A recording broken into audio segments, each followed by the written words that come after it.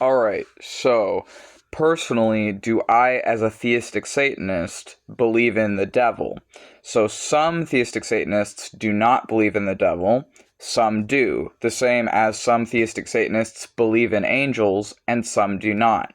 I personally not only believe in Satan, but I also believe in the devil as a separate entity personally, but with some overlap, and I also believe in angels. And I believe in other gods as well, outside of these. And I also believe in demons and jinn, too. Um, so I would say that personally, for myself, I do believe in the devil, and I personally believe that he's Satan's son, and that there's some overlap between him and Satan. And I personally believe that the devil is King Osmodeus, who is King Osmodeus is the demon king of lust. He's one of the demons in the Ars Goetia, and he is described as having different animal attributes. Human, there's rooster. I think there's maybe bull and goat. But he has a cloven hoof on one foot and a rooster's foot on the other foot. Is often how he's drawn. Um, and that imagery for the devil comes from King Osmodeus, the demon king of lust. So I do believe in the devil. I believe that the devil is King Osmodeus, and I believe that Satan is actually Samael, the angel of death, and that Samael, the angel of death, who is the Grim Reaper, or one of the forms of death. There's like other death deities who I also believe these deities are real. They're just not not the personal one that I follow as death. Like, for example, I also believe in the angel of death, Azrael. But Azrael, although I do believe that this angel embodiment of death is another interpretation of death, the interpretation of death that I personally have the most connection to in my own personal life would be Samael, who is both Satan and death as one entity. So it's like kind of combining the Grim Reaper and Satan to one form, kind of. And Samael, I believe, is the father of King Osmodeus. So King Osmodeus is the devil, Samael is Satan, in my personal beliefs, and Samael and Lilith, who Lilith is like the woman version of Samael, but is also can be a separate person from Samael at the same time, can either be seen as sort of like his twin or his counterpart, his other half.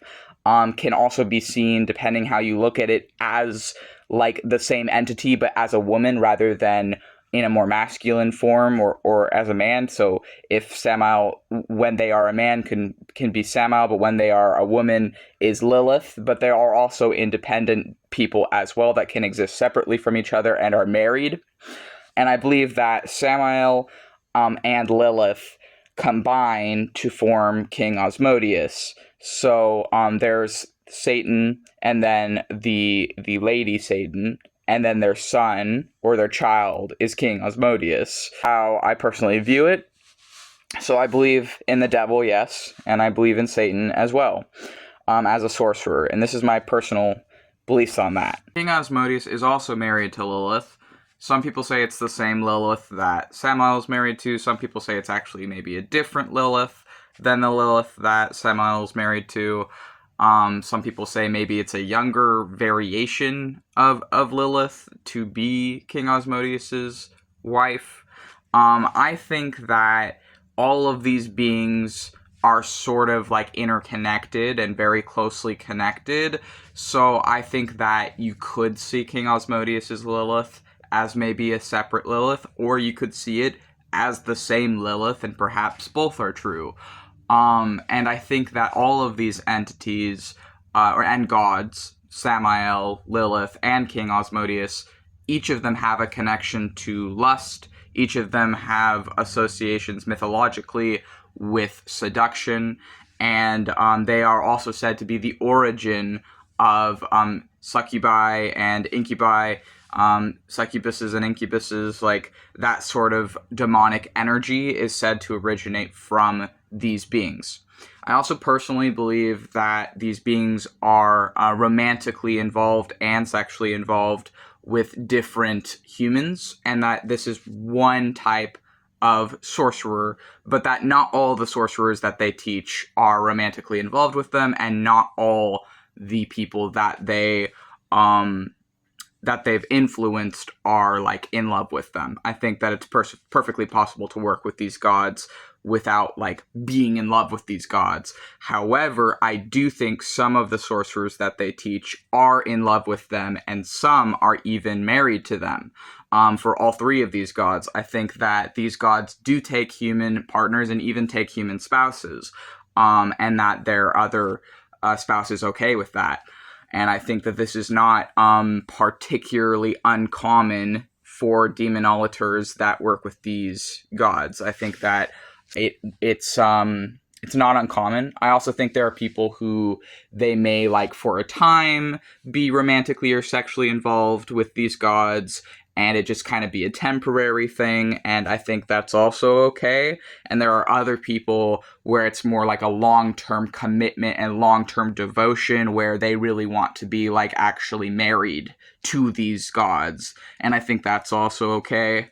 And I think that these beings are sort of like the top in the hierarchy of the like Satans. I think they're like at the top, but that there's like different ways of organizing it, and there's different paradigms with different hierarchies, like depending on which demons that you're venerating, and depending on like what system of magic you're following or what mythology you're studying, that hierarchy changes. That's just one hierarchy among many. But for me personally, as both a theistic Satanist and a chaos sorcerer, the one that I usually tend to gravitate towards for the hierarchy of these beings would be Samael and Lilith at the very top, King Asmodeus under that, and then all the other demons would be in ranking under King Asmodeus, would be how I would personally view it. But then again, hierarchy itself is kind of against what these demons stand for, and even though they do have like political labels and other things, I don't think that they're really like, they're not like treating each other as lesser or anything like that. I definitely don't think that. And this is just how I kind of would map it in my own mind. And it's not like how I don't think that they're actually like strictly following like a government hierarchy of demons and the Ars Goetia, and that the ones who are like, and that people are like, that Samael and Lilith are like rude to the other demons. Like, no, I definitely don't think that. Like, not at all. I think that, I think a lot of the demons of the Ars Goetia are actually the children of Samael and Lilith. But I also think that all of these beings, Samael and Lilith included, and King Asmodeus included, are actually demonizations of prior polytheistic and pantheistic deities that existed before these names. Like, I think that Ashmedeva is the like the other root, like where does King Asmodeus really come from, would be Zoroastrians. Ashmedeva was, they took that figure and then turned it into King Asmodeus, and this was something that the Israelites did. And then for Lilith, it can actually be traced back to a species of demons from Babylonia and Babylonian times, which was, I believe, the Lilith and Lilitu demons. So it used to actually be like a species of demons, but then it was like kind of like amalgamated together into like one demon, Lilith. And then there's also Samael, can be traced back to two things, can be traced back to the Canaanite deity El, since El is in his name, as well as Semyaza, who is one of the watchers of the Book of Enoch. So if you combine Semyaza and El, you get Samael, or is like where it comes from. And then Samael is also in Gnosticism, and the interpretations heavily vary.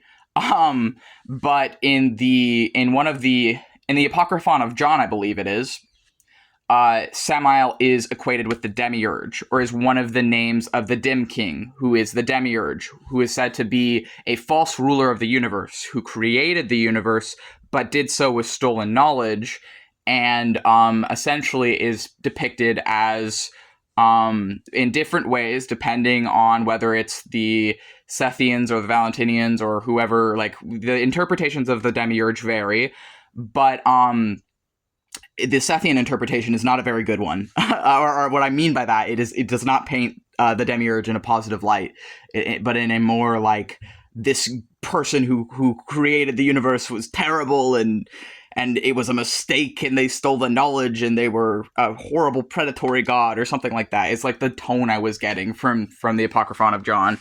But essentially, the demiurge is not painted in a very good light, but it depends on which thing you're reading about him, because some paint him in a more sympathetic light. I would say like the Valentinian perspective is a lot more sympathetic.